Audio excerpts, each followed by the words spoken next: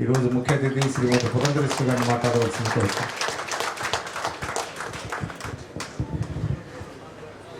సభాయ నమః అంటూ సభాసరస్సుకు నమస్కరిస్తూ పెద్దలు సోదరులు జనార్దన్ గారికి, విక్రమ్ గారికి, వేదిక మీద ఉన్నటువంటి పెద్దలందరికీ, వేదిక ముందున్నటువంటి ఎందరో మహానుభావులు అందరికీ వందనములంటూ ప్రతి ఒక్కరికి పేరు పేరున నమస్కారాలు తెలియజేస్తున్నాను.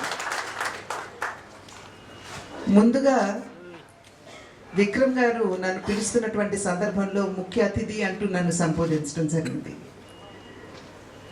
ఇంతటి ఆత్మీయ సమావేశం జరుగుతున్నటువంటి సందర్భంలో, అందులోనూ నందమూరి తారక రామారావు గారి గురించి స్మరించుకునేటువంటి ఇంతటి అద్భుత సమావేశంలో ముఖ్య అతిథి కన్నా మీ అందరి ఆడబొడుచుగా నేను వచ్చానని చెప్పి మీ అందరికీ నేను తెలియజేసుకుంటున్నాను. ఆ తర్వాత ఖచ్చితంగా విక్రమ్ గారు నాకు అన్యాయం చేశారేమో అనేటువంటి ఒక భావన. ఎందుకంటే నందమూరి తారక రామారావు గారికి సంబంధించినటువంటి సమావేశానికి నన్ను ఆహ్వానించినందుకు నేను సంతోషించాలా, లేదా జనార్దన్ గారు, నరసింహులు గారు మాట్లాడిన తర్వాత నన్ను మాట్లాడడానికి పిలిచినందుకు బాధపడాలా నాకైతే అర్థం కావుతుంది. ఎందుకంటే నాకంటే ముందు మాట్లాడినటువంటి వక్తలందరూ కూడా రామారావు గారికి సంబంధించినటువంటి అన్ని విషయాలు, వారి ప్రస్థానం కావచ్చు, వారి రాజకీయ జీవితం కావచ్చు, అదేవిధంగా మోత్కుపల్ గారికి వారికి మా తండ్రి గారితో ఉన్నటువంటి అవినాభావ సంబంధం కావచ్చు, మా తండ్రి గారు ఏ విధంగా నిజంగా ప్రతిభ ఉన్నటువంటి వారిని గుర్తించేవారు ఆ విషయాలు కావచ్చు, ఇవన్నీ కూడా పూసగుచ్చినట్టు చెప్పిన తర్వాత నిజంగా నాకు మాట్లాడడానికి విషయాలు మిగిలి ఉన్నాయి అని చెప్పి నేనైతే భావించడం లేదు. అయితే ఖచ్చితంగా తమ్ముడు చెప్పినట్లుగా, రామకృష్ణ వారు చెప్పినట్లుగా ఆ మహానుభావుడి గురించి ఎంత సమయం అయినా మనం మాట్లాడుకోవచ్చు, అది ఎవరికి కూడా విసుగు అనిపించదు అని చెప్పి నేనైతే గట్టిగా విశ్వసిస్తున్నటువంటి మాట. ముందుగా ఇవాళ ఈ సమావేశం నిర్వహించుకోవడానికి గల కారణం, దీని వెనక ఉన్నటువంటి ఆలోచనని మనం అందరం కూడా గుర్తించాలి అని చెప్పి నేనైతే గట్టిగా చెప్పదలుచుకున్నాను. ఎందుకంటే ఈ సమావేశం ఒక మహానుభావుడు నందమూరి తారక రామారావు గారి గురించి కేవలం చర్చించుకోవడానికి నిర్వహించినటువంటి సభగా మనం పరిగణించకూడదు. నిజం చెప్పాలంటే వారి జీవితంలోని అన్ని ఘట్టాలు, ప్రతి పేజీ, ప్రతి పదం వారి ఆత్మబంధువులైనటువంటి మీ అందరికీ తెలిసినటువంటి విషయం. ఆత్మబంధువులు అని ఎందుకంటున్నానంటే, సాధారణంగా బంధువులు ఎవరైతే ఉంటారో వారికి ఏదో ఒక లాభాపేక్ష ఉంటుంది. తండ్రి తర్వాత బిడ్డలకి తండ్రి పట్ల ఉండేటువంటి ఒక అపేక్ష, లాభాపేక్ష అనకూడదేమో, ఒక అపేక్ష అనేది ఎప్పుడు ఉంటుంది. అయితే ఆత్మబంధువు అనేటువంటి వ్యక్తి ఎవరైతే ఉంటారో, ఎటువంటి అపేక్ష లేకుండా అవతల ఉన్నటువంటి వ్యక్తిని నిస్వార్థంగా ప్రేమించేటువంటి స్థాయి ఆ ఆత్మబంధువుకి మాత్రమే ఉంటుంది. నందమూరి తారక రామారావు గారు పరంపదించి ఇన్ని సంవత్సరాలైనా ప్రతి వర్ధంతిని కూడా ఇవాళ యావత్ ఆంధ్ర రాష్ట్రంలో నిర్వహించుకునేటువంటి ఆత్మబంధువులు ఉన్నారు. కనుక అటువంటి ఆత్మబంధువులకి రామారావు గారి జీవితం గురించి, వారి ప్రస్థానం గురించి తెలియదు అని అనుకుంటే మా అంత అవివేకులు ఉంటారని చెప్పి నేనైతే భావించడం లేదు. కనుక ఈ సమావేశం అన్నది ఆ మహానుభావుడి గురించి చర్చించుకునేటువంటి సమావేశం కాదు, అంటే అంతవరకే పరిమితం అయ్యేటువంటి సమావేశం కాదు అని మనమందరం కూడా గుర్తించాలి. అదేవిధంగా వారి జీవితంలో ఎదురైనటువంటి సంఘటనలు ఏవైతే ఉన్నాయో వాటి గురించి చర్చించుకునేటువంటి సమావేశమా అంటే, ఇందాక చెప్పినట్లుగా జీవన ప్రస్థానం గురించి అందరికీ తెలిసినటువంటి సందర్భంలో వారు ఎదుర్కొన్నటువంటి క్లిష్ట పరిస్థితులు కూడా ప్రతి ఒక్కరికి తెలిసినటువంటి నేపథ్యం. అయితే ఈ సమావేశం ఎందుకు అని అంటే, ఇందాక చెప్పారు 1984లో జరిగినటువంటి ఒక సంఘటనని ఇవాళ కేవలం అది పుస్తక రూపంలో విక్రమ్ గారు చాలా చక్కగా వివరాలన్నీ కూడా క్రోడీకరించి ఆ పుస్తకంలో పొందుపరిచి అందరి యొక్క ఈ లిటరరీ కమిటీ ఏదైతే ఉన్నదో వారందరి ఆమోదంతో చక్కటి పుస్తక రూపంలో తీసుకురావడం మాత్రమే కాకుండా ఇవాళ డిజిటల్ రూపంలో కూడా తీసుకురావాలి అనేటువంటి ఒక ఆలోచనతోటి నిర్వహించేటువంటి ఈ కార్యక్రమం. ఒక రకంగా చెప్పాలంటే 1984లో జరిగినటువంటి సంఘటన భారత ప్రజాస్వామ్య చరిత్రపై ప్రగాఢమైనటువంటి ప్రభావం చూపినటువంటి సంఘటనగా మనం అందరం కూడా గుర్తించవలసినటువంటి అవసరం చాలా ఉంది. 1984 కేవలం ఆంధ్రప్రదేశ్లో మాత్రమే కాదు, భారతదేశంలోనే ప్రజాస్వామ్య ఉనికిని ప్రశ్నించేటువంటి పరిస్థితి ఆ రోజు దేశంలోనూ రాష్ట్రంలోనూ ఉన్నది. 1984 ఆగస్టు ఆనాడు జరిగినటువంటి ఆ ప్రజాస్వామ్య ఖూని ఏదైతే ఉన్నదో అది కేవలం ఒక రాజకీయ ఘటనగాను లేదా అధికారాన్ని అప్రజాస్వామికంగా కోల్పోయినటువంటి ఒక వ్యక్తికి మద్దతు తెలుపుతూ వారిని తిరిగి అధికారంలోకి తీసుకొచ్చినటువంటి సంఘటనగాను ఇది మనం చూడకూడదు అని చెప్పి నేను గట్టిగా వేదిక మీద నుంచి తెలియజేస్తున్నటువంటి విషయం. ఇది ప్రజల యొక్క మనోభావాలు, ప్రజల గౌరవం, వారి ఆత్మగౌరవంతో పాటు ప్రజాస్వామ్య పరిరక్షణోద్యమంగా మనం ఖచ్చితంగా పరిగణించవలసినటువంటి అవసరం ఉన్నటువంటి విషయం మనం అందరం కూడా ఇక్కడ గుర్తించాలి. ఆనాడు ప్రజాస్వామికంగా ఎన్నికల్లో ప్రజల మద్దతుతోటి వారి ఆశీర్వాదంతో అత్యధిక ఆధిపత్యాన్ని సాధించి అధికారంలో ఉన్నటువంటి ప్రభుత్వాన్ని ఆనాడు అప్రజాస్వామికంగా తొలగించినప్పుడు ప్రతి ఒక్కరూ కూడా భయం అనేది తెలియకుండా ఎటువంటి వెనుకడుగు వేయకుండా ప్రతి ఒక్కరూ ముందుకు వచ్చి ఆనాడు గళం విప్పి, అది ప్రజలు కావచ్చు, ప్రతినిధులు కావచ్చు, ప్రజాస్వామ్య వాదులు కావచ్చు, లేదా ప్రజాస్వామ్యాన్ని రక్షించడానికి ముందుకు వచ్చినటువంటి వారు కావచ్చు, ప్రతి ఒక్కరూ కూడా ఆ రోజు ధైర్యంగా గళం విప్పి ముందుకు వచ్చి చేసినటువంటి నిర్వహించినటువంటి ఆందోళన అని చెప్పి మనం గుర్తించాలి. ఇందాక తమ్ముడు చెప్పాడు, ఆనాడు మా తండ్రి గారు తీవ్ర అనారోగ్యం, అప్పుడే గుండెకి సంబంధించినటువంటి శస్త్రచికిత్స చేయించుకుని వారు తిరిగి భారతదేశానికి రావడం, అదేవిధంగా వారితో పాటు కుటుంబం అంతా కూడా వేదనలో మునిగి ఉండడం, మా తల్లిగారు శ్రీమతి బసవరామ తారకం గారు క్యాన్సర్ మహమ్మారికి వారిని మేము కోల్పోవడం, ఒక పక్క ఆవేదనలో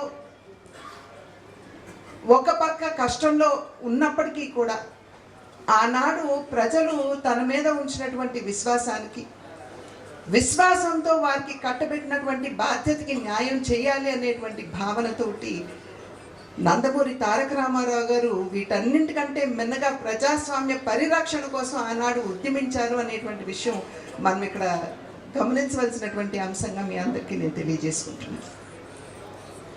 ఎక్కడ పోయిందో అక్కడే వెతుక్కోవాలి అని పెద్దలు మనకి పదే పదే చెప్తూ ఉంటారు. కనుక బల నిరూపణ అనేది రాష్ట్రపతి భవన్లో కాదు, ఇవాళ దాన్ని ప్రజాభవన్ అని చెప్పి పేరు పెట్టడం జరిగింది, పేరు మార్చారు. అక్కడ కాదు బల నిరూపణ, ప్రజలు నమ్మి నన్ను శాసనసభకి పంపించినటువంటి సందర్భంలో శాసనసభలోనే నేను బల నిరూపణ చేయాలి అని యావత్ దేశానికి ఒక సందేశాన్ని ఈ యొక్క ఘట్టం ఇచ్చింది అనేటువంటి విషయం మనం ఇక్కడ గమనించవలసినటువంటి ఆవశ్యకత చాలా ఉంది. అయితే ఈ యొక్క ఉద్యమం ఏదైతే జరిగిందో, ఆందోళన ఏదైతే ఆనాడు జరిగిందో, దీన్ని కేవలం ఒక రాజకీయ ఘట్టం, ఇందాక చెప్పినట్లుగా రాజకీయ ఘట్టంగా ఖచ్చితంగా 1984 ఆంధ్ర రాష్ట్రంలో జరిగినటువంటి ప్రజాస్వామ్య పరిరక్షణోద్యమంగా మనం దీన్ని గుర్తించవలసినటువంటి అంశంగా మీ అందరికీ నేను తెలియజేసుకుంటున్నాను. అయితే దీంట్లో ఒక విలక్షణమైనటువంటి ప్రాధాన్యత ఈ ఉద్యమానికి ఉన్నది. అది ఏమిటి అంటే పెద్దలందరూ కూడా సూచనప్రాయంగా తెలియజేశారు, కానీ మనం ఇక్కడ గమనించవలసినటువంటి విషయం, ఇది ఒక పార్టీకో, ఒక రాజకీయ పార్టీకో లేదా ఒక ప్రాంతానికో సంబంధించినటువంటి అంశం కాదు. ఇది పార్టీలకు అతీతంగా పార్టీల సిద్ధాంత ప్రకారంగా పార్టీల మధ్య భేదాభిప్రాయాలు ఉన్నా వాటన్నింటినీ కూడా పక్కన పెట్టి ప్రజలు కావచ్చు, మహిళలు కావచ్చు, యువత కావచ్చు, రైతు కావచ్చు, ప్రతి ఒక్కరూ సమాజంలో ఉన్నటువంటి వారందరూ కూడా ఏకతాటి మీదకు వచ్చి ఈ యొక్క అప్రజాస్వామిక చర్య ఏదైతే ఉందో దాన్ని ప్రతిఘటించినటువంటి తీరు మనం అందరం కూడా ఖచ్చితంగా గమనించవలసినటువంటి అంశంగా మీ అందరికీ నేను తెలియజేస్తున్నాను. అయితే ఈ ఆందోళన యొక్క ప్రభావం కూడా ప్రగాఢమైనది. ఇందాక నేను చెప్పాను, భారత ప్రజాస్వామ్య చరిత్రని ప్రగాఢంగా ఇది ప్రభావితం చేసింది అని చెప్పి మీ అందరికీ కూడా నేను మొదట్లోనే చెప్పాను. దాని యొక్క ప్రభావం ఎలాగున్నది అని చెప్పి ఒక్కసారి మనం తరిచి కనుక చూసుకున్నట్లయితే, ఆనాడు పార్టీ ఫిరాయింపులు ఏదైతే జరుగుతున్నాయో దానిని ఒక రకంగా చర్చనీయాంశంగా దేశ యావత్ ప్రజలందరి ముందుకు తీసుకొచ్చినటువంటి ఆందోళన. అది మాత్రమే కాకుండా రాజ్యాంగ సవరణ చేసి 1985వ సంవత్సరంలో రాజ్యాంగ సవరణ చేసి 52వ సవరణ ఆనాడు చేయటం జరిగింది. ఆ సవరణ మాధ్యమంగా పార్టీ ఫిరాయింపు నిరోధక చట్టాన్ని మన దేశంలో మనం అమలు చేసుకున్నాం. దానికి పునాది 1984లో జరిగినటువంటి ప్రజాస్వామ్య పరిరక్షణ ఉద్యమం అని చెప్పి మనం అందరం కూడా గుర్తించాలి. దాని వలన, ఈ చట్టం వలన ఒక రకంగా చెప్పాలంటే అప్పటి వరకు కూడా ఏదో కర్చీఫులు మార్చినట్లుగా ప్రభుత్వాన్ని కూల్చివేస్తున్నటువంటి సందర్భంలో రాజ్యాంగ సవరణ 106 సార్లు జరిగినట్లయితే 88 సార్లు కాంగ్రెస్ పార్టీ అధికారంలో ఉన్నప్పుడు ఈ రకంగా అప్రజాస్వామికంగా ప్రభుత్వాన్ని తొలగించినటువంటి నేపథ్యం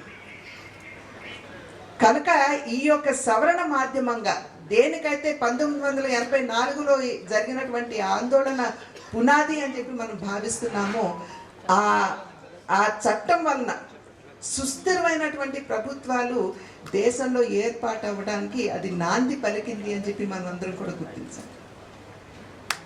కనుక అంతటి ప్రభావవంతమైనటువంటి ఆ ఆందోళన ఏదైతే ఉన్నదో అది కేవలం పుస్తక రూపంలో మాత్రమే కాదు, ఖచ్చితంగా దాన్ని రికార్డు చేసి చేయవలసినటువంటి ఆవశ్యకత ఉన్నది భావి తరాల వారికి తెలియజేయడానికి.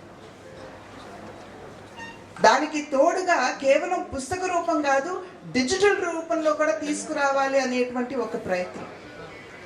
ఆ ప్రయత్నం ఎందుకు జరిగింది అనేటువంటి విషయానికి వచ్చినట్లయితే, ఈ మధ్య కాలంలో మనందరికీ తెలుసు, మన బిడ్డలు, మన భవిష్యత్ తరాల వారికి ఇవాళ ఓర్పు లేదు. పుస్తక పఠనం అంటే వారందరూ కూడా మర్చిపోయినటువంటి పరిస్థితి ఇవాళ మన ముందుంది, కళ్ళ ముందుంది.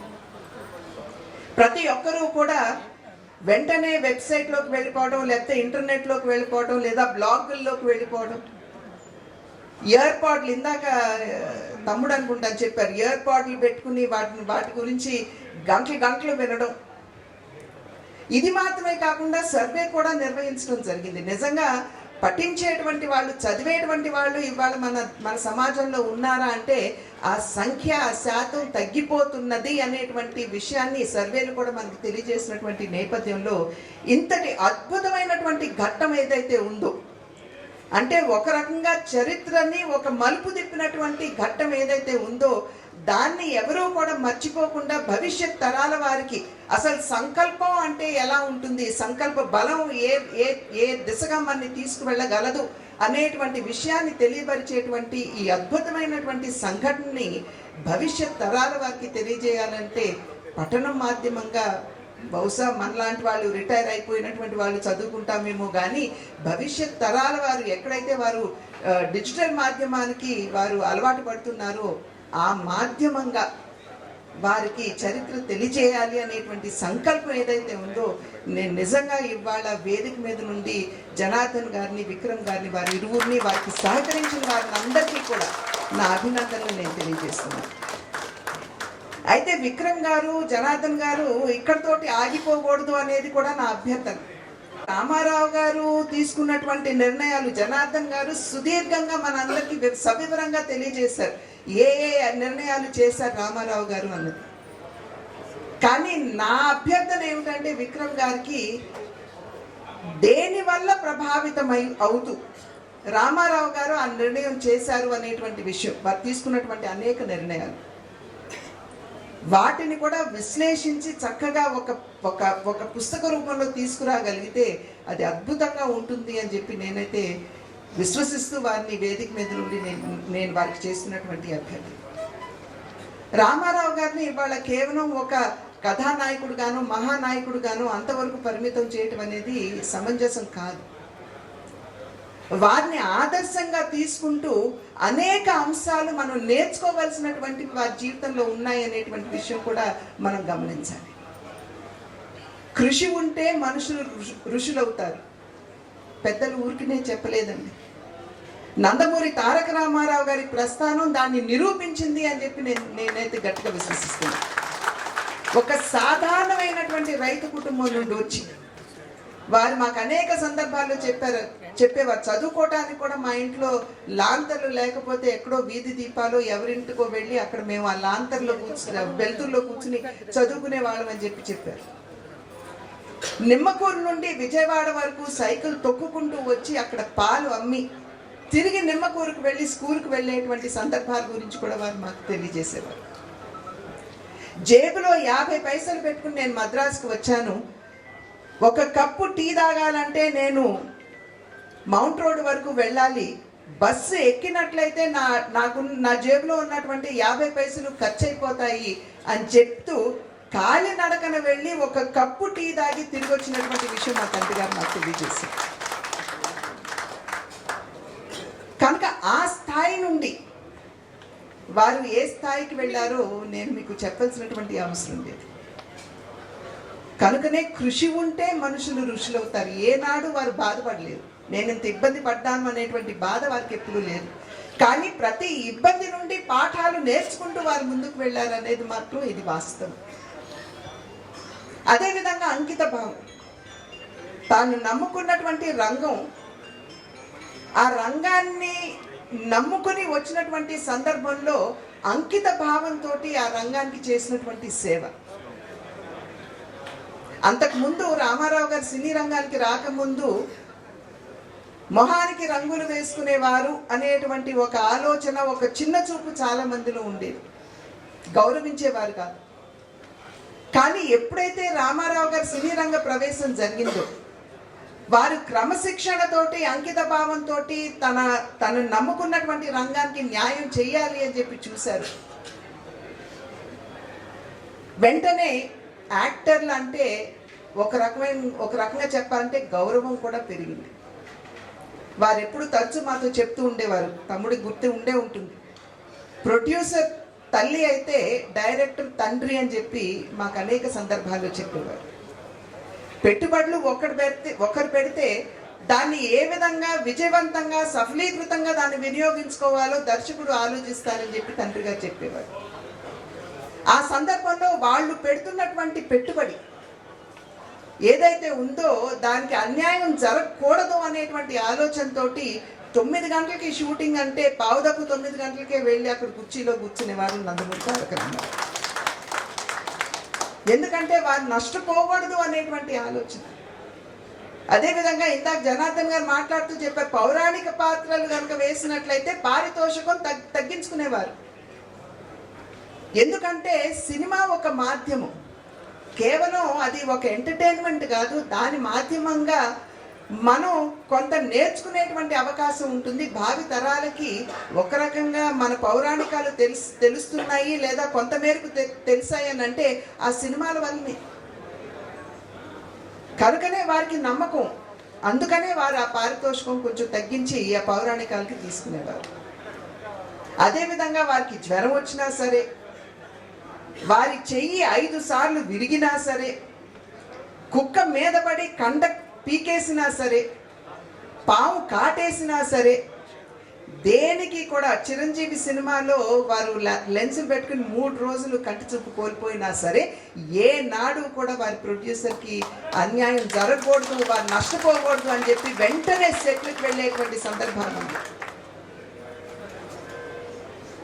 కనుక అంత అంకిత భావంతో పనిచేశారు కాబట్టి రాముడు వేషం వేస్తే ఇల్లంతా సౌమ్యంగా చాలా చాలా నిశ్శబ్దంగా ఉండేది.